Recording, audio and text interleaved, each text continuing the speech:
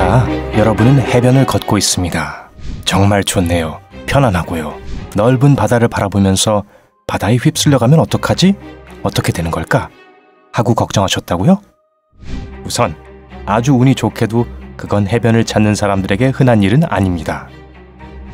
하지만 이 악몽은 여러분이 어부라든가 여행 중 뭔가가 크게 잘못되었을 경우라면 현실이 될 수 있습니다. 실제로 이것이 태평양 한가운데서 1년 이상을 홀로 보낸 한 남성에게 일어난 일입니다. 2012년 11월 17일 37살의 호세 살바도르 알바렌가는 물고기를 잡으러 떠나려던 참이었습니다. 그의 계획은 꽤 원대했죠. 바다 한복판에서 30시간 정도를 보낼 계획이었습니다. 많은 양의 물고기를 잡기에는 충분한 시간이지만 가져간 음식에 비하면 꽤 긴 시간이었죠. 알바렌가는 카누 모양의 보트에서 하룻밤을 묵을 계획이었습니다. 배의 길이는 7.6m였고 객실도 지붕도 없었습니다. 모든 게 잘 풀렸다면 그는 물고기를 아주 많이 잡아서 큰 돈을 벌 수 있었겠죠. 사실은 여행은 좀 위험하기도 했습니다. 물 위에서의 일들을 혼자서 감당하며 버티기에는 손이 부족하기도 했고요. 알바렌가의 평소 낚시 파트너가 이번에는 함께 갈 수 없게 된 바람에 그는 다른 사람을 찾아야 했습니다. 마침내 배에 타겠다는 22살의 지원자를 찾았습니다. 이들은 아침 10시에 배를 타러 떠나기로 했습니다. 그리고 오후 4시까지 쉬지 않고 일을 할 생각이었죠.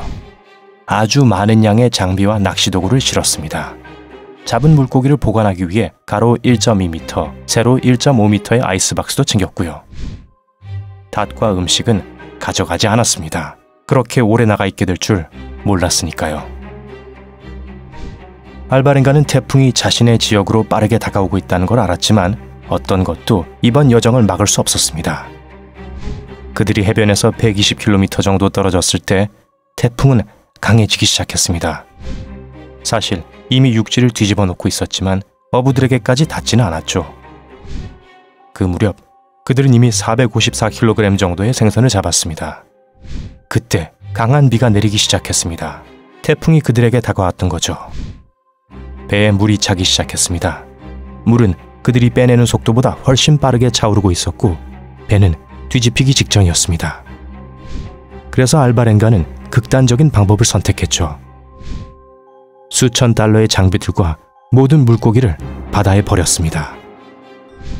겨우 긴급 상황을 해결해낸 후 곧바로 육지를 향해 배를 돌렸습니다. 그의 항구인 차코 와이탈은 6시간이나 걸리는 거리에 있었죠. 시간이 지나자 멀리 산이 보였습니다. 희망도 보였죠.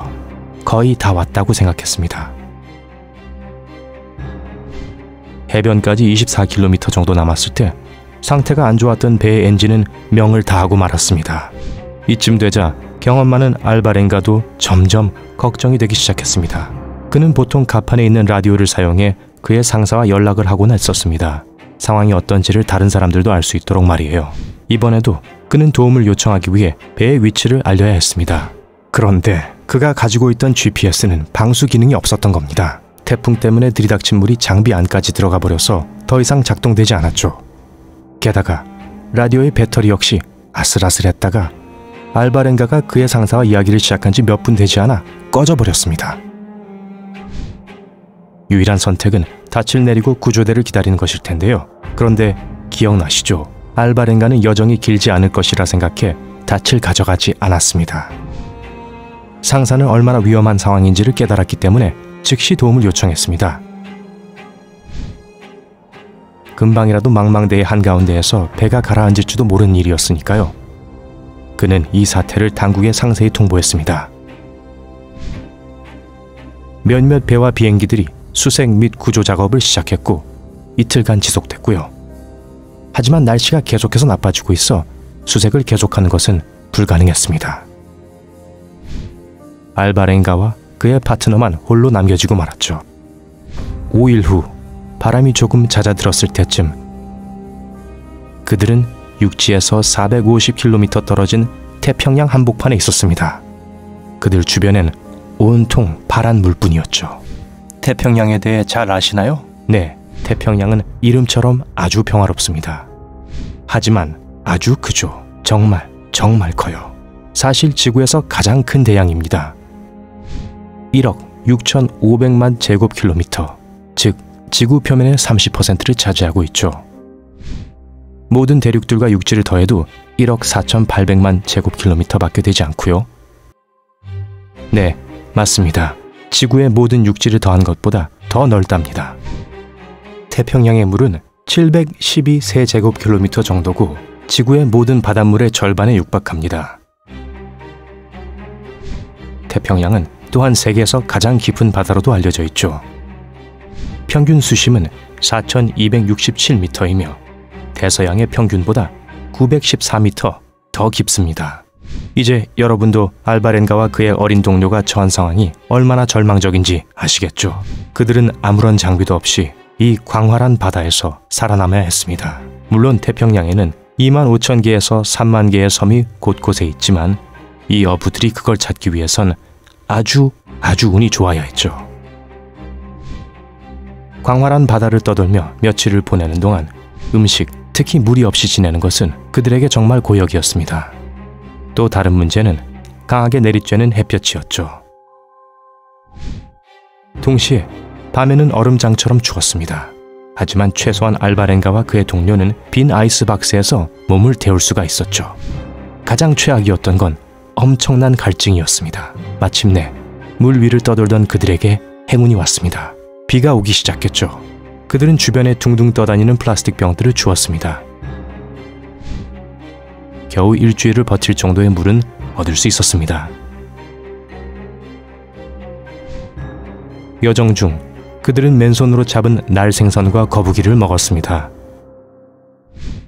또한 배에 앉아있던 새들을 잡아먹기도 했죠. 기적처럼 두 사람이 목숨을 부지하기에 음식은 충분했습니다.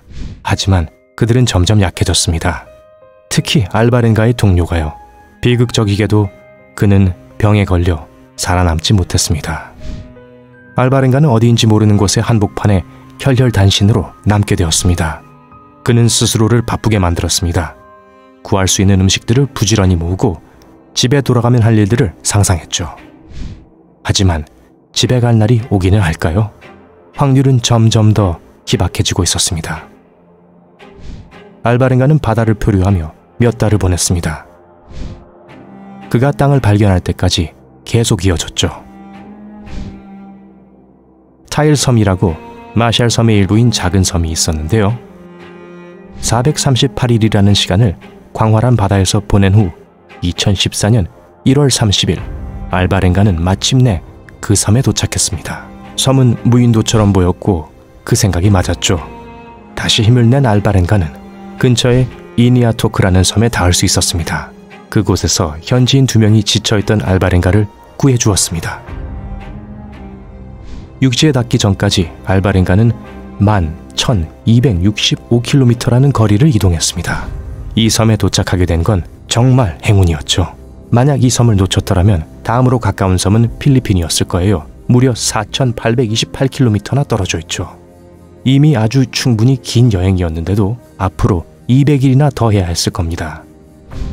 노를 젓거나 방향을 잡거나 항해를 할 수 없던 알바렌가의 상황 기억하시죠? 그는 그저 목적지도 없이 떠다닐 수밖에 없었습니다.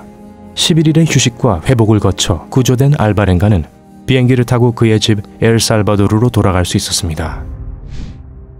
호세 살바도르 알바렌가의 여행은 엄청난 불운과 순간적인 행운, 그리고 살아남고자 하는 인간의 의지가 만날 때 우리가 무엇을 얻을 수 있는지를 보여주는 특별한 이야기였습니다. 바다 한복판에 혼자 남게 되었다면 여러분은 어떻게 하겠어요? 모두가 알 수 있도록 댓글로 저에게 알려주세요. 영상에 좋아요를 누르고 친구들과 공유한 후 구독 버튼을 눌러 밝은 면과 함께하는 것 잊지 마세요.